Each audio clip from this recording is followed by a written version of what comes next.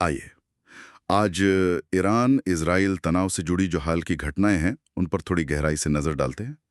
हमारे पास कुछ अहम स्रोत हैं, जैसे नई दिल्ली में ईरानी दूतावास का एक बयान है, फिर ईरान से भारतीय नागरिकों की वापसी पर विदेश मंत्रालय की जानकारी, और हाँ, इस नाजुक संघर्ष विराम का वैश्विक बाजारों पर क्या असर पड़ा उससे जुड़ी खबरें भी हैं।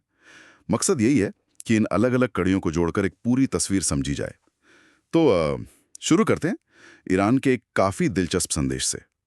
नई दिल्ली में ईरानी दूतावास ने हालिया संघर्ष के दौरान भारत के लोगों और संस्थाओं का मतलब सार्वजनिक रूप से आभार व्यक्त किया है। हाँ, और ये वाकई ध्यान खींचने वाला कदम है। दूतावास ने अपने बयान में सिर्फ सरकार या नेताओं का नहीं, बल्कि आम भारतीय नागरिकों, राजनीतिक दलों, सांसदों, एनजीओ, धार्मिक नेताओं, शिक्षाविदों, पत्रकारों और सामाजिक कार्यकर्ताओं तक का जिक्र किया है। उनको ईरान के साथ दृढ़ता और मुखरता से खड़े रहने के लिए धन्यवाद दिया गया है। बयान में ये भी कहा गया कि ये समर्थन राष्ट्रों की जागृत अंतरात्मा और न्याय एवं अंतर्राष्ट्रीय कानून के सिद्धांतों के प्रति उनकी प्रतिबद्धता को दिखाता है। और ये संदेश एक्स पर पोस्ट किया गया, जो पहले ट्विटर था। बिल्कुल। तो क्या ये सामान्य कूटनीति से कुछ अलग है? मतलब जनता को सीधे संबोधित करना।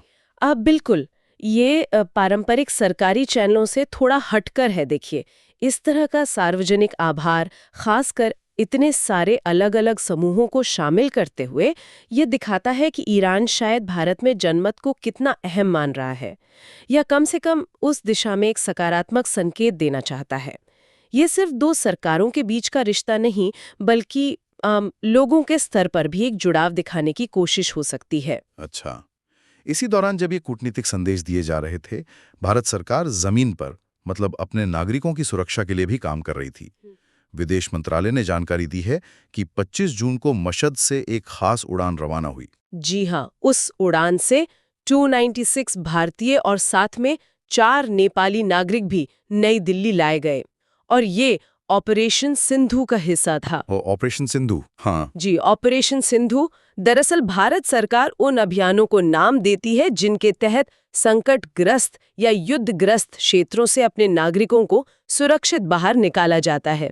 इस ऑपरेशन के तहत अब तक ईरान से कुल 3154 भारतीय नागरिकों की वतन वापसी हो चुकी है। 3000 से ज्यादा लोग। ये आंकड़े दिखाते हैं कि ऐसी मुश्किल घड़ी में कितनी तेजी से और किस पैमाने पर काम करना पड़ता है। ये वाकई दिखाता है कि ऐसी स्थितियों में दूतावास और सरकार के बीच तालमेल कितना जरूरी हो जाता है ना? बिल्कुल। और ये न सिर्फ सरकार की क्षमता दिखाता है, बल्कि वहां फंसे नागरिकों और उनके परिवारों के लिए एक बहुत बड़ी राहत भी लाता है। सही बात है। अब जरा इसका असर वैश्विक पटल पर देखते हैं, खासकर अर्थव्यवस्था पर। संघर्ष विराम की खबर तो आई, लेकिन बाजारों में इसका असर मिला जुला सा रहा।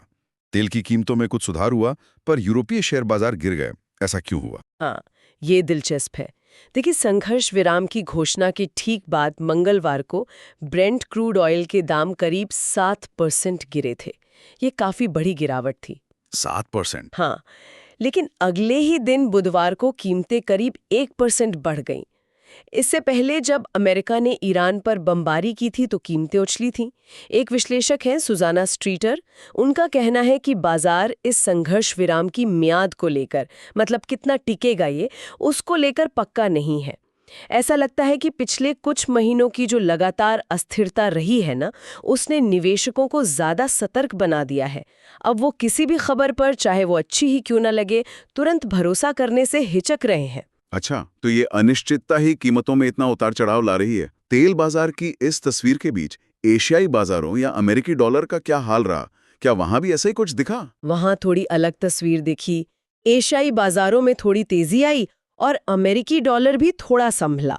इसका एक कारण फेडरल रिजर्व प्रमुख जेरोम पॉवेल का वो बयान भी हो सकता है, जिसमें उन्होंने संकेत दिया कि अगर अमेरिका और चीन के बीच जो टैरिफ युद्ध चल रहा है वो अमेरिकी अर्थव्यवस्था को धीमा करता है, तो भविष्य में ब्याज दरें घटाई जा सकती हैं। तो इस उम्मीद ने बाजार को थोड़ा सहारा दिया।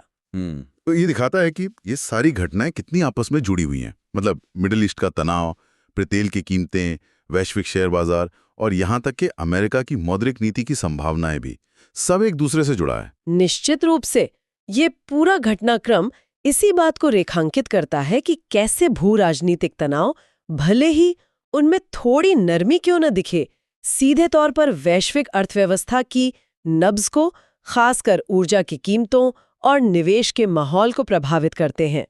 एक नाजुक सा संघर्ष विराम भी बाजार में अस्थिरता बनाए रख सकता है, क्योंकि भविष्य अनिश्चित लगता है। तो आज की इस पूरी बातचीत से जो मुख्य बातें सामने आई हैं वो ये हैं, एक तरफ ईरान का भारत के लोगों और संस्थाओं को सार्वजनिक धन्यवाद देना, दूसरी तरफ भारत सरकार का अपने नागरिकों को ऑपरेशन सिंधु के तहत तेजी से निकालना जी। और तीसरी बात, एक संघर्ष विराम के बावजूद वैश्विक बाजारों में बनी हुई घबराहट और अनिश्चितता। हाँ, और अगर हम इन सबको जोड़कर देखें तो ये हमें एक बड़े सवाल की ओर ले जाता है। बिल्कुल, सोचने वाली बात यह है कि इस तरह के सार्वजनिक कूटनीतिक इशारे, नागरिकों की सुरक्षा से जुड़े तेज कदम और ये लगातार बनी रहने वाली आर्थिक अस्थिरता, इन सब का मिडिल ईस्ट में शक्ति संतुलन पर और भविष्य में भारत जैसी प्रमुख शक्तियों के लिए जो जटिल कूटनीतिक रास्ते बन रहे हैं, उन पर क्या और कैसा दीर्घकालिक असर पड़ेगा, इस पर गौर करना वाकई दिलचस्प हो।